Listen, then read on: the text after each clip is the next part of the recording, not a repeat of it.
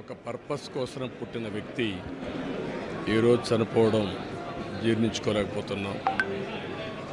రామోజీరావు గారు నాకు 40 సంవత్సరాలుగా తెలిసాయని. ఆయన అనునిత్యం సాధన చేసింది సమాజ హితం కోసం పనిచేశారు. ఈ తెలుగు జాతి కోసం పనిచేశారు. ఒక మామూలు గ్రామంలో పుట్టి సాధారణ కుటుంబంలో పుట్టి ఒక అసాధారణమైన వ్యక్తిగా తయారు కావడమే కాకుండా ఆయన ఈరోజు చూస్తే ఒక వ్యక్తి కాదు, ఆయన ఒక వ్యవస్థ కింద తయారయ్యారు. ఆ రోజు ప్రారంభించింది మనం ఒకసారి చూస్తే మార్గదర్శితో ప్రారంభించి మార్గదర్శి అయిన తర్వాత ఈనాడు ప్రారంభించి అదే మాదిరిగా ప్రజా చైతన్యాన్ని మనం చూస్తే ఈరోజు రాష్ట్రంలో ఏ ఇంట్లో కూడా నిద్ర లేస్తానే ఈనాడు చదివితే తప్ప బయట వచ్చే పరిస్థితి ఉండదు.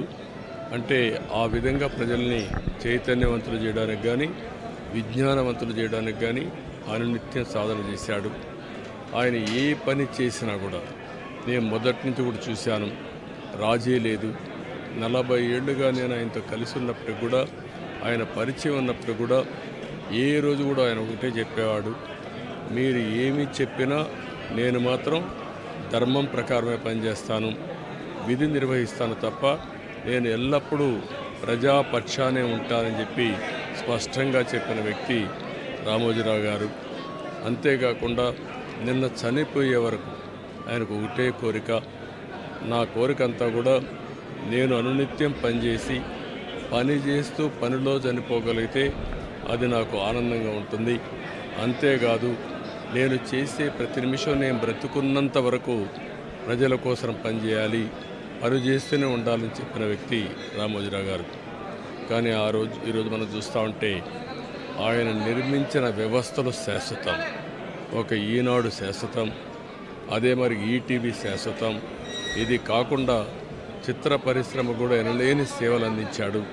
ఈరోజు రామోజీ ఫిల్మ్ సిటీ మీరు చూస్తే దేశంలోనే ఒక అత్యున్నతమైన స్టాండర్డ్స్లో రామోజీ ఫిల్మ్ సిటీ తీసుకొచ్చి ఆయన అనునిత్యం చెప్పారు, నేనేదో ఒక కమర్షియల్ కాంప్లెక్స్ కట్టచ్చు, వ్యాపారాలు చేయొచ్చు, నా వల్ల ఈ సిటీకి లాభం రావాలి, అదే మరి రాష్ట్రానికి ఆదాయం రావాలి, టూరిజం కింద ఉండాలని చెప్పి చేశారు.